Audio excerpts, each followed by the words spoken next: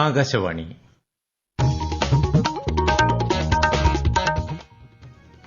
നമസ്കാരം. പ്രാദേശിക വാർത്തകൾ വായിക്കുന്നത് ഉദയൻ കിളിയന്നൂർ.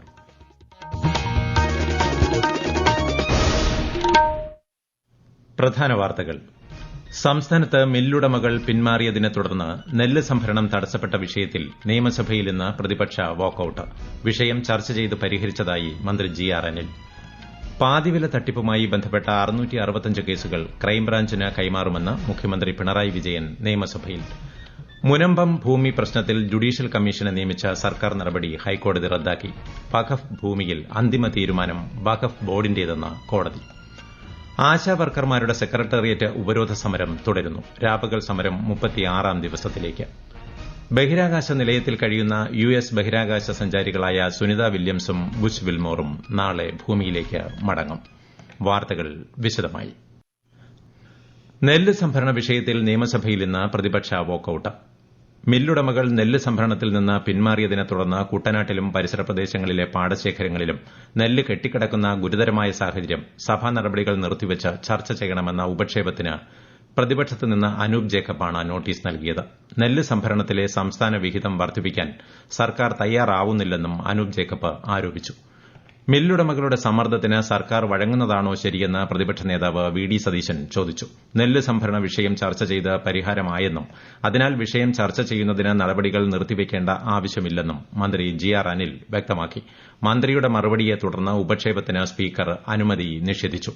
ഇതിൽ പ്രതിഷേധിച്ച് പ്രതിപക്ഷം സഭയിൽ നിന്ന് ഇറങ്ങിപ്പോവുകയായിരുന്നു. പാതിവില തട്ടിപ്പുമായി ബന്ധപ്പെട്ട് ഈ മാസം 12 വരെ 1343 കേസുകൾ പോലീസ് രജിസ്റ്റർ ചെയ്തിട്ടുണ്ടെന്ന് മുഖ്യമന്ത്രി പിണറായി വിജയൻ. ഇതിൽ 665 കേസുകൾ ക്രൈംബ്രാഞ്ചിന് കൈമാറാൻ തീരുമാനിച്ചതായും മുരളി പെരുന്നെല്ലി MLA-യുടെ ചോദ്യത്തിന് മറുപടിയായി മുഖ്യമന്ത്രി നിയമസഭയിൽ പറഞ്ഞു. എറണാകുളം ക്രൈംബ്രാഞ്ച് പോലീസ് സൂപ്രണ്ടിന്റെ നേതൃത്വത്തിലുള്ള പ്രത്യേക അന്വേഷണ സംഘമാണ് കേസുകൾ അന്വേഷിക്കുന്നത്. ക്രൈംബ്രാഞ്ച് ADGP-ക്കാണ് അന്വേഷണത്തിന്റെ മേൽനോട്ട ചുമതല. മുഖ്യപ്രതിയുടെ ബാങ്ക് അക്കൌണ്ടുകൾ കണ്ടെത്തി മരവിപ്പിച്ചു. വിവിധ കേസുകളിൽ ഉൾപ്പെട്ട രേഖകൾ പിടിച്ചെടുത്തു. തട്ടിപ്പിന്റെ പ്രധാന സൂത്രധാരനായ അനന്തകൃഷ്ണൻ, രവി പന്നക്കൽ, ബഷീർ PP, റിയാസ്, മുഹമ്മദ് ഷാഫി, ആനന്ദകുമാർ എന്നിവരെ ഇതിനകം അറസ്റ്റ് ചെയ്തിട്ടുണ്ട്. പ്രതിയുടെയും പ്രതിയുടെ സ്ഥാപനങ്ങളുടേതുമായി 23 ബാങ്ക് അക്കൌണ്ടുകൾ കണ്ടെത്തിയിട്ടുണ്ട്. 3 ഭൂസ്വത്തുക്കൾ അറ്റാച്ച് ചെയ്യുന്നതിനുള്ള കോടതി നടപടികൾ ആരംഭിച്ചിട്ടുണ്ട്. വിജ്ഞാന സമൂഹം സൃഷ്ടിക്കുന്നതിന് സംസ്ഥാനത്തെ 13 ജില്ലകളിൽ 19 ബ്ലോക്കുകളിലായി ഇന്നവേഷൻ ക്ലസ്റ്ററുകൾ പൈലറ്റ് അടിസ്ഥാനത്തിൽ പ്രവർത്തിക്കുന്നുണ്ടെന്ന് മന്ത്രി MB രാജേഷ്. ഉദ്യോഗസ്ഥർക്ക് ഇതുമായി ബന്ധപ്പെട്ട പരിശീലനം നൽകി വരുന്നതായും കൂടുതൽ ബ്ലോക്കുകളിലേക്ക് ഇന്നവേഷൻ ക്ലസ്റ്ററുകൾ വ്യാപിപ്പിക്കുന്ന കാര്യം പരിശോധിക്കുമെന്നും മന്ത്രി നിയമസഭയിൽ ചോദ്യോത്തരവേളയിൽ അറിയിച്ചു. ക്യാൻസർ രോഗം മൂലമുണ്ടാകുന്ന മരണം കുറയ്ക്കുക എന്നതാണ് സർക്കാരിന്റെ ലക്ഷ്യമെന്ന് ആരോഗ്യമന്ത്രി വീണ ജോർജ്. ആരോഗ്യം ആനന്ദം അകറ്റാം അർബുദം ക്യാമ്പയിന്റെ ഭാഗമായി ഒരു മാസം കൊണ്ട് 13,74,762 സ്ത്രീകളെ ക്യാൻസർ പരിശോധനയ്ക്ക് വിധേയരാക്കിയതായി മന്ത്രി നിയമസഭയിൽ പറഞ്ഞു. സംസ്ഥാനത്ത് 1522 ആരോഗ്യ കേന്ദ്രങ്ങൾ, CHSCകൾ ഉൾപ്പെടെയുള്ള ഇടങ്ങളിൽ ക്യാൻസർ സ്ക്രീനിംഗ് സംവിധാനം ഒരുക്കിയിട്ടുണ്ട് സർ. കീമോതെറാപ്പിയും റേഡിയേഷനും ഉൾപ്പെടെയുള്ളവ ജില്ലാ ആശുപത്രികളിലേക്ക് കൂടി വികേന്ദ്രീകരിച്ചിട്ടുണ്ട്. പുതിയ ചികിത്സാ സംവിധാനങ്ങൾ CCRCയിലും RCCയിലും MCCയിലും ഉൾപ്പെടെ നമ്മൾ വികസിപ്പിക്കുന്നുണ്ട്. ഐക്യരാഷ്ട്രസഭയുടെ അംഗീകാരം അടുത്തിടെ RCCക്ക് ലഭിച്ചിരുന്നു സർ. അങ്ങനെ മരണനിരക്ക് കുറയ്ക്കുക, ചികിത്സ വികേന്ദ്രീകരിക്കുക, അതോടൊപ്പം ഈ ചികിത്സയുടെ ധനച്ചെലവ് പരമാവധി കുറയ്ക്കുക. മുനമ്പത്തെ തർക്കഭൂമിയുമായി ബന്ധപ്പെട്ട് ജസ്റ്റിസ് CN രാമചന്ദ്രൻ നായരെ ജുഡീഷ്യൽ കമ്മീഷനായി നിയോഗിച്ച സർക്കാർ നടപടി ഹൈക്കോടതി റദ്ദാക്കി.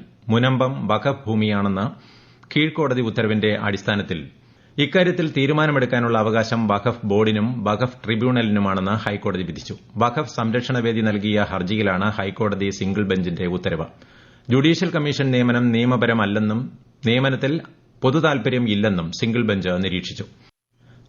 മുനമ്പം വിഷയത്തിൽ സർക്കാരിന്റെ കള്ളക്കളിയാണ് കോടതി ഉത്തരവിലൂടെ പുറത്തുവന്നിരിക്കുന്നതെന്ന് പ്രതിപക്ഷ നേതാവ് വി ഡി സതീശൻ പറഞ്ഞു. ജുഡീഷ്യൽ കമ്മീഷനെ നിയോഗിച്ചതിനെ എതിർത്തിരുന്നതായും എന്നാൽ മുഖ്യമന്ത്രി നൽകിയ ഉറപ്പിലാണ് കമ്മീഷനുമായി സഹകരിച്ചതെന്നും മുനമ്പം സമരസമിതി പ്രതികരിച്ചു.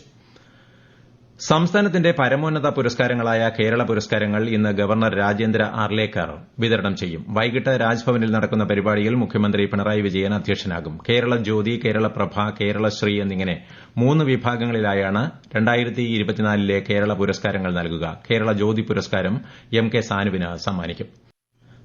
സംസ്ഥാനത്തെ റാഗിംഗ് കേസുകളും ലഹരി വ്യാപനവും പൊതുസമൂഹം വളരെ ഗൌരവത്തോടെ കാണണമെന്ന് മുഖ്യമന്ത്രി പിണറായി വിജയൻ. ലഹരി വ്യാപനത്തിനെതിരെ പൊതുസമൂഹം ഒന്നിച്ചു നിൽക്കണമെന്നും ലഹരിക്ക് അടിമകളായവരെ ആ രീതിയിൽ കാണണമെന്നും അദ്ദേഹം പറഞ്ഞു. സർക്കാർ ഏറെ ഗൌരവത്തോടെയാണ് വിഷയത്തെ കാണുന്നതെന്നും മുഖ്യമന്ത്രി നിയമസഭയിൽ പറഞ്ഞു.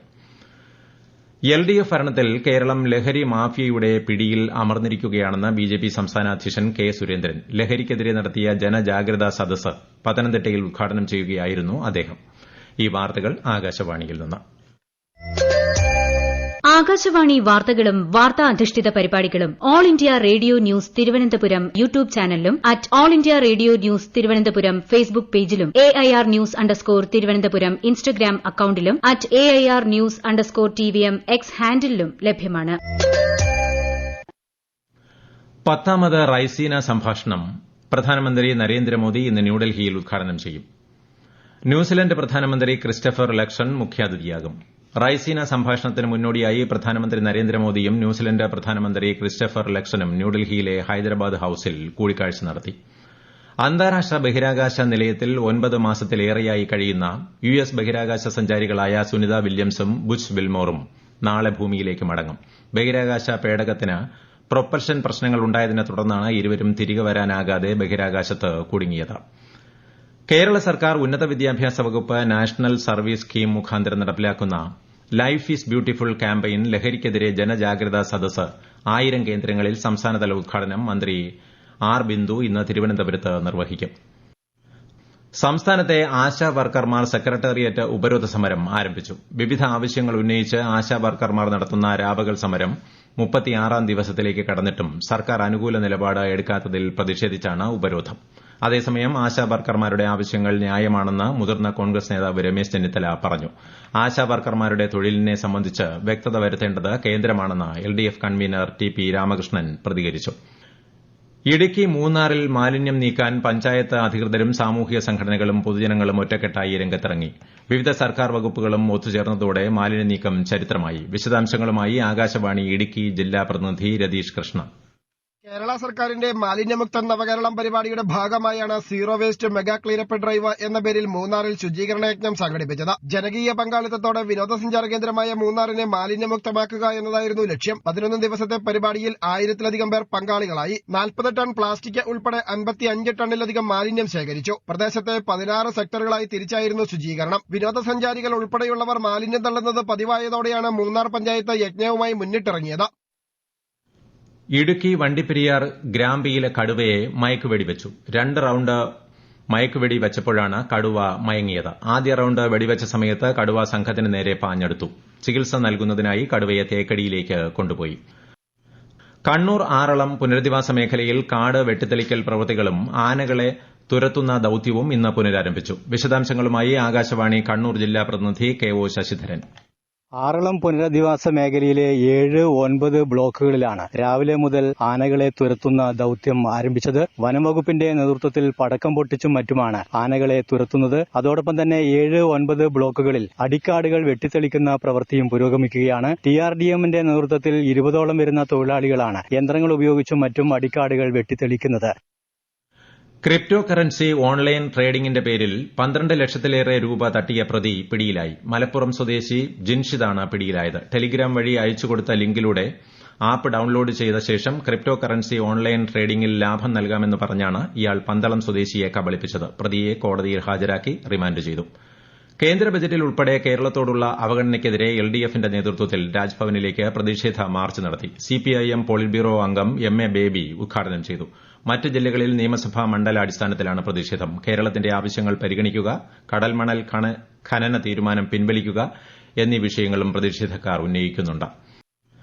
BJP സംസ്ഥാന നേതൃയോഗം തിരുവനന്തപുരത്ത് ആരംഭിച്ചു. BJP കേരള പ്രഭാരി പ്രകാശ് ജാവ്ദേക്കർ, BJP സംസ്ഥാന അധ്യക്ഷൻ K സുരേന്ദ്രൻ, പുതുതായി തെരഞ്ഞെടുക്കപ്പെട്ട ജില്ലാ അധ്യക്ഷന്മാർ തുടങ്ങിയവർ യോഗത്തിൽ പങ്കെടുക്കുന്നുണ്ട്.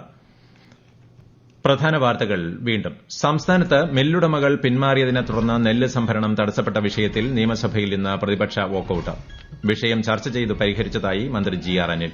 പാതിവില തട്ടിപ്പുമായി ബന്ധപ്പെട്ട 665 കേസുകൾ ക്രൈംബ്രാഞ്ചിന് കൈമാറുമെന്ന് മുഖ്യമന്ത്രി പിണറായി വിജയൻ നിയമസഭയിൽ. മുനമ്പം ഭൂമി പ്രശ്നത്തിൽ ജുഡീഷ്യൽ കമ്മീഷനെ നിയമിച്ച സർക്കാർ നടപടി ഹൈക്കോടതി റദ്ദാക്കി. വഖഫ് ഭൂമിയിൽ അന്തിമ തീരുമാനം വഖഫ് ബോർഡിനെന്ന് കോടതി. ആശാവർക്കർമാരുടെ സെക്രട്ടേറിയറ്റ് ഉപരോധ സമരം തുടരുന്നു. രാപകൽ സമരം 36ാം ദിവസത്തിലേക്ക്. ബഹിരാകാശ നിലയത്തിൽ കഴിയുന്ന യുഎസ് ബഹിരാകാശ സഞ്ചാരികളായ സുനിത വില്യംസും ബുച്ച് വിൽമോറും നാളെ ഭൂമിയിലേക്ക് മടങ്ങും. പ്രാദേശിക വാർത്തകൾ കഴിഞ്ഞു. അടുത്ത വാർത്താ പ്രക്ഷേപണം 12:50.